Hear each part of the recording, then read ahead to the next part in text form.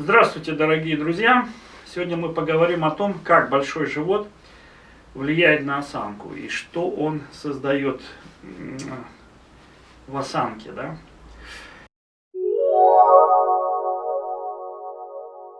Итак, предположим, что человек ест слишком много быстрых углеводов, сахара, мучного, у него накапливается висцеральный жир и растет живот. Как это повредит осанке? Ну, первое, что произойдет, это гиперлордоз. Вот этот вот большой живот, допустим, вот это вот, он произведет то же самое, что происходит у беременной женщины, да? То есть он вот этот угол начнет раскрывать. И позвонки вот здесь, ну я нарисую условно, встанут вот в такую позицию. То есть спина здесь вот будет сжата. Ну и, как правило, это у беременных у всех болит спина, как правило, именно по этой причине. Что живот, чтобы освободить место, наклон таза происходит вперед и происходит такой вот выгиб в пояснице, прогиб. Но это не все. Это еще не все влияние.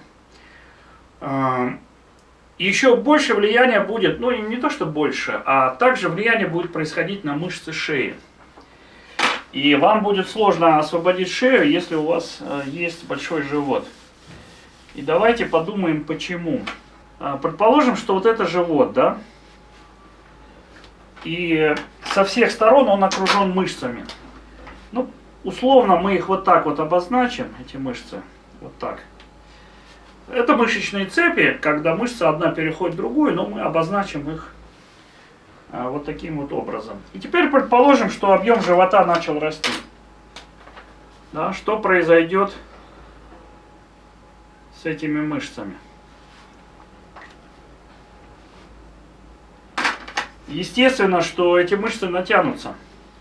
Соответственно, вот такое будет уже положение. То есть вот эта точка сместится за счет увеличения объема живота. Соответственно, натяжение в шее увеличится. Давайте я вам это нарисую на примере вот этих мышечных цепей. Причем вот это справедливо как для расширения живота вперед, так и в бок. Просто будет немножко разное влияние. Ну, давайте попробуем посмотреть, если живот выпирает вперед. Да? Спина-то останется плоской, но голова выдвинется вперед. Вот так. Да, потому что натяжение пойдет по передней линии. Натяжение пойдет вот здесь. То есть грудина-ключично-сосцевинная, грудина и прямая мышца живота. Вот она так натянет и голову выдвинет вперед. Вот. Если же укорочены будут латеральная линия, да, боковая линия, то есть косые сбоку и межреберные сбоку, то тогда мы получим сутулость. Ну, давайте я нарисую это. То есть, если живот будет распирать в стороны, да, тогда натяжение пойдет вот здесь. Вот сюда. Мышцы натянут, и они создадут вот такую вот сутулость. Произойдет вот такая вот компрессия, сжатие. Ну а когда это произойдет, вы получите вот такое же тоже выдвижение головы вперед, но уже оно по другой причине. Да? Вот. И соответственно здесь напряжение пойдет через лестничные мышцы. Через косые, межреберные и лестничные. То есть в первом случае лордоз будет сглаженный, а здесь будет сжата шея вот именно где-то вот тут посередине. Ну, 4-й, 5-й пострадает. Вот где-то грыжа будет 4-й, 5-й. То есть вот это еще раз я возвращаюсь к тому, что вот мануальщики, они смотрят и думают, что позвонки сами по себе взяли и встали. Но если задуматься, а почему у человека именно 4-й, 5-й? А почему 1-й, 2-й там? И так далее, да? Вот именно в этом случае будет вот 4-й, 5-й, где-то в середине будет страдать шея. А в первом случае больше будет страдать атлант, потому что лордоз там будет сглаженный. Там выдвигается голова вперед. Здесь голова вперед не выдвигается. Здесь она меняет положение за счет смещения шейного позвонка 7-го. Видите?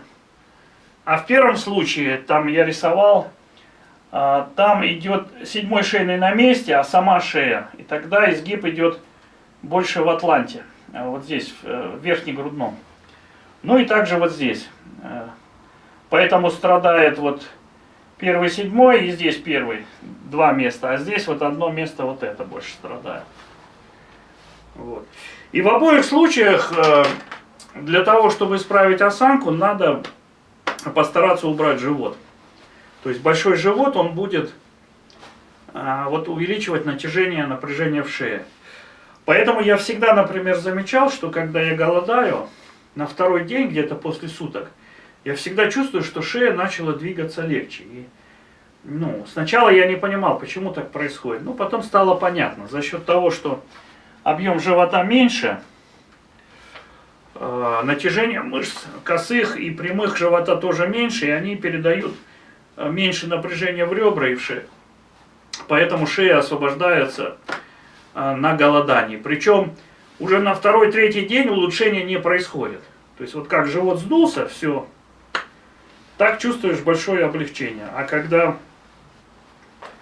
продолжаешь голодать, уже такого облегчения нет. Ну и вот причина как раз в этом и заключается, что увеличивается просто натяжение шеи.